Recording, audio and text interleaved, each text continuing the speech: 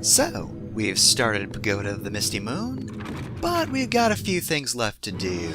The final boss door is within reach, but unfortunately we're gonna need another item in order to access it. Thankfully though, we're not out of leads, not in the slightest. We have two different paths we can take at the moment, both of them leading to towers. One is required, one is optional. We're going to be starting with the required tower.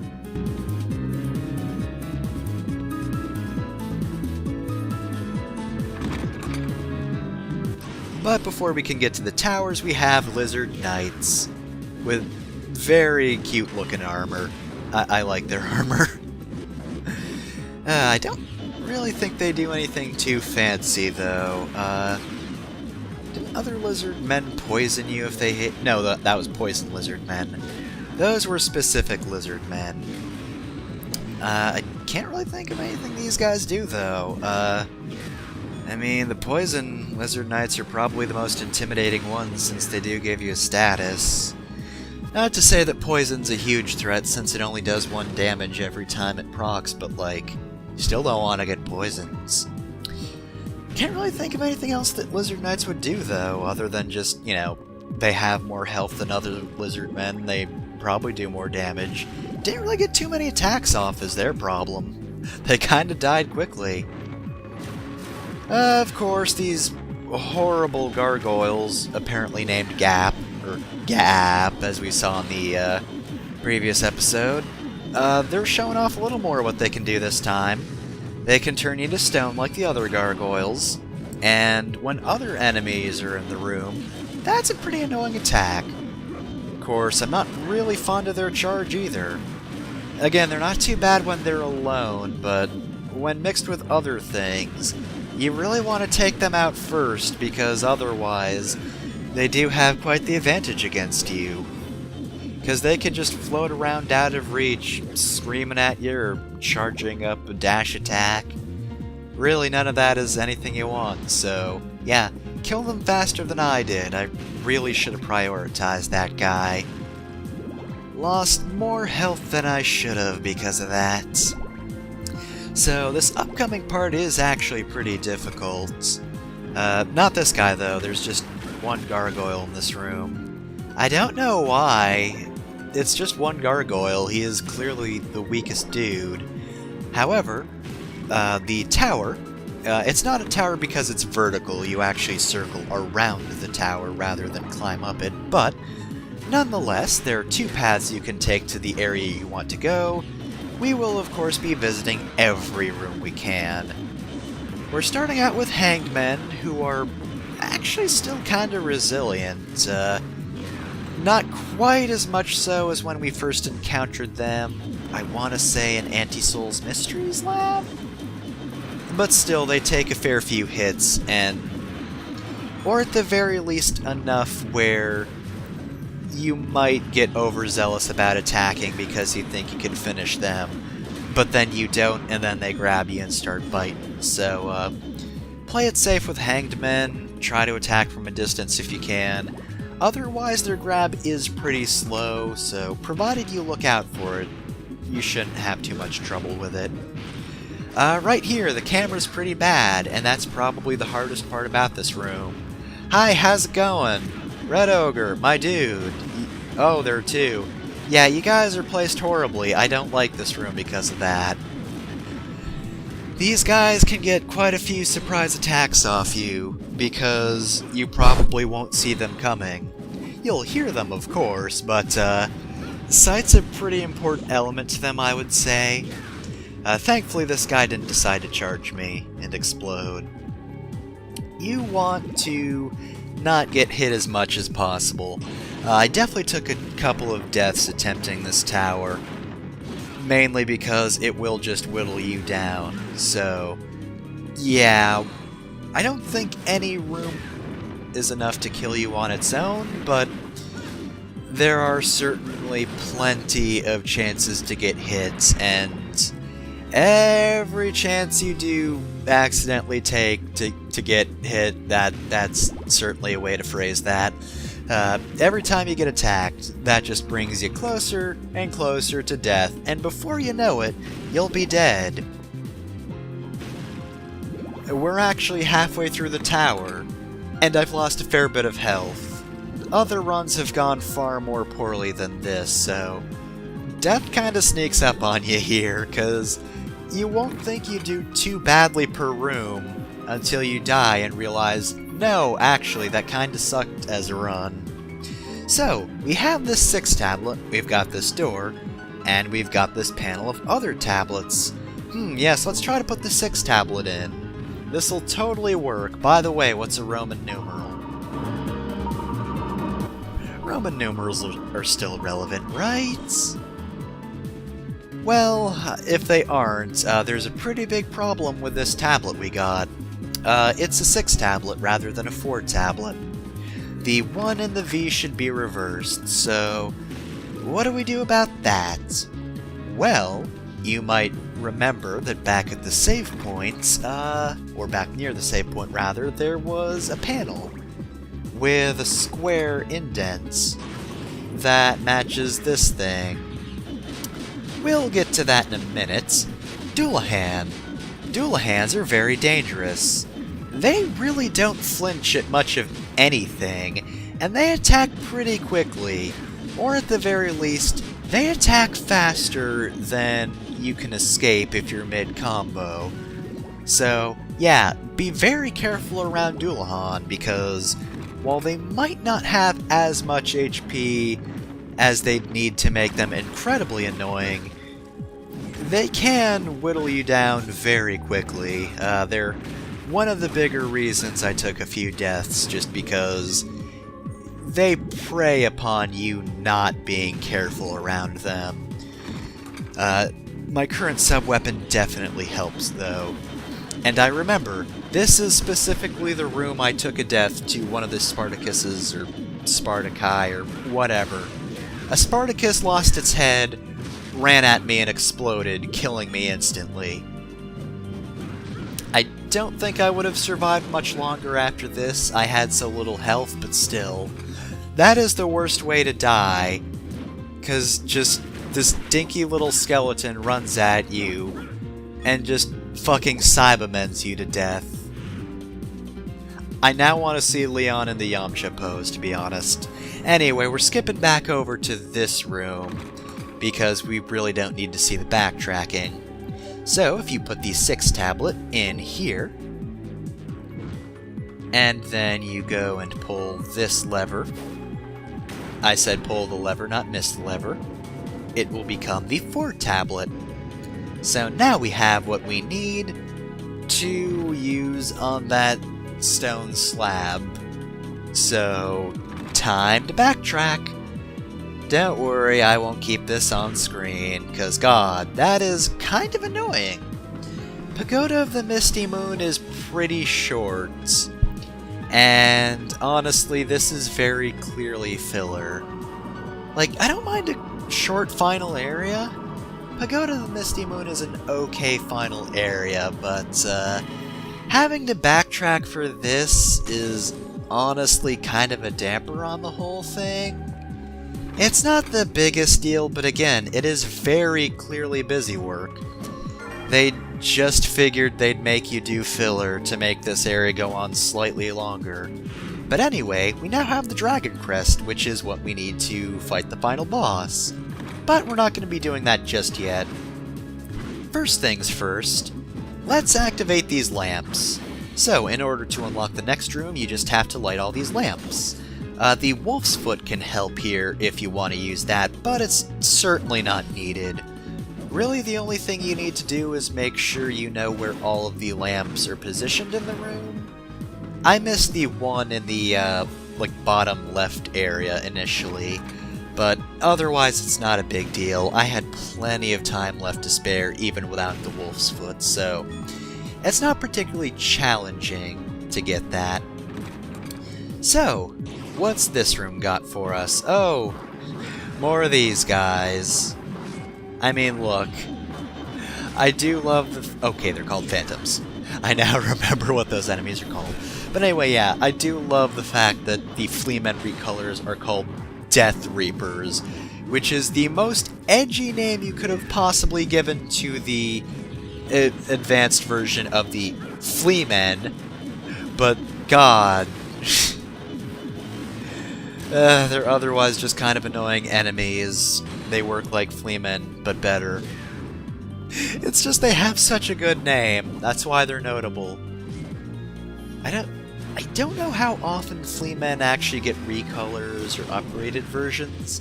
I feel like it's pretty rare. I guess usually it would just be like a better Fleaman, but no, this game decides to make them Death Reapers. Just the edgiest name you could have given them. It's great. Anyway, time for the second tower. Oh wait, first we got a Red Ogre. Sorry for ignoring you, Red Ogre. This guy does have backup, but they start pretty far apart, which, let me tell ya, does not work in the Red Ogre's favor. It in fact works very poorly. Oh, there were all... Oh, okay, so... Dullahan. Definitely better backup for this guy. Didn't notice them initially, but yeah, two Red Ogres faced far apart aren't really a big deal.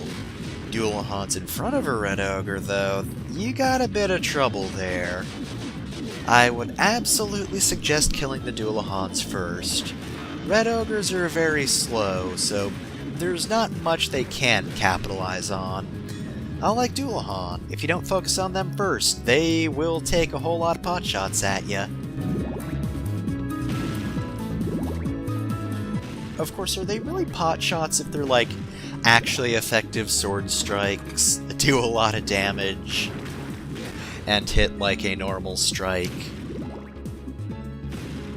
I don't know. You know, I've never looked up the specific definition of pot shot, but I guess it is probably just some guy taking aim when you don't see it coming. Either way, Death Reapers. More of them. Still better than my attempt to figure out slang, but otherwise, as a subject matter, they're just more Death Reapers. I already summed them up. Fleamen, but better. Obnoxious enemies. Though honestly, once you're used to them, they're really not that bad to kill. 3D definitely makes the Fleamen more annoying to a certain extent, but it doesn't give them a huge advantage. You have ways to kill them. Honestly, the White Orb would be pretty useful for these guys. The, whatever this current one is called. My options. My options are good against Fleamen.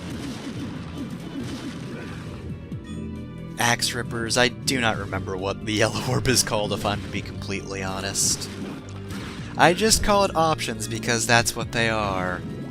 Some gamer terminology for you right there. For gamers. Anyway, what's in this room? So the optional tower seems to be a little bit easier, because other than the Red Ogres and the Dullahans, this one's pretty easy. You wouldn't think it would be, considering this is A, the optional tower, and B, hiding something, kind of important. There's a reason that this tower is way out of the way from everything else. And in fact, we'll be seeing that, in a little bit. Not right now, though.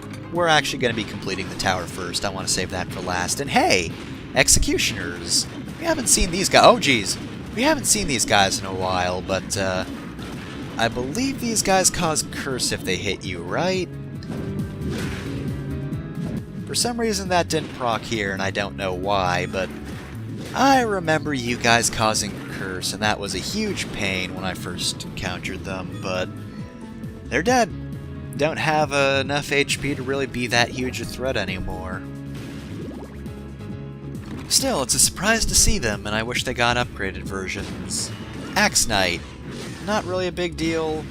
Again, you should focus... Oh, no, that's a Flame Demon, not a, Gap, or whatever that other dude's called. And I mean, like, Flame Demons aren't nearly as bad as the Ice Demons, so... Man. This room is incredibly not a big deal at all. We have faced similar challenges, which have really not been a big deal, not in a long, long time.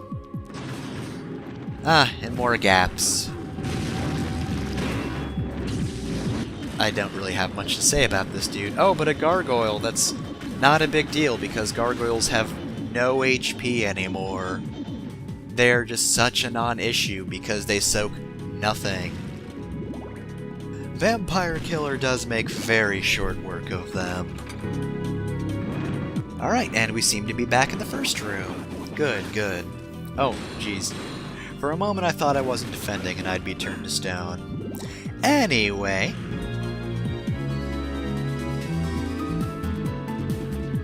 back at this section, we have another dark room. Oh boy. So first things first, we want to go over in this direction. Like with the first dark room, there are two rooms we can go to. The first just has an HP max up, which is nice. I appreciate those, but there's something else we can find in the other room. There's another thing the first dark room didn't have, and it's this mural. This strange-looking mural. So what exactly is this depicting? It's kinda hard to tell. Oh well, let's not worry about that for the time being. Instead, we'll go over here, equip the Wolf's Foot. I don't know if he needs the Wolf's Foot to do this jump, but let me tell ya, it definitely helps. So, in this room, we have the Unlock Jewel. The stone that unlocks the prison that has been sealed for eternity. So, do you happen to remember a locked door somewhere in the castle? You've probably forgotten it by this point. It's been a while since we've encountered it. Before we go, let's talk to Ronaldo. I'm not huge on buying things on screen, but I think you should probably buy as many potions as you can take, and maybe some serums and uncursed potions as well. We also picked up the Coins of Happiness earlier. I got an extra one, so I'm selling that, but yeah. Again, I'm gonna buy more stuff off screen, but just a suggestion. Buy potions, buy serums, buy uncursed potions. Because, although we can access the final boss right now, there is one more thing we can do in the castle. So this Unlock Jewel. Walter kept this in the second most dangerous tower in the Pagoda of the Misty Moon, the area that you can't access without first killing 5 monsters. The only thing more well-guarded in his castle is the thing that lets you enter his throne room.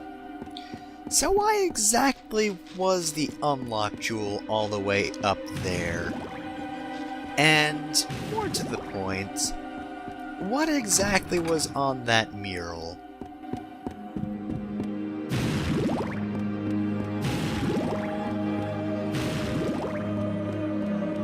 This is a very well-kept item. But for what reason? So you might remember this door right here with the creepy-looking decorations to the side. I showed this off a while back. In here, we have a very, very long staircase. There's something down here that is so very far beneath Walter's actual castle. What exactly is it that even a vampire as powerful as Walter needs to keep this far down, this closely guarded?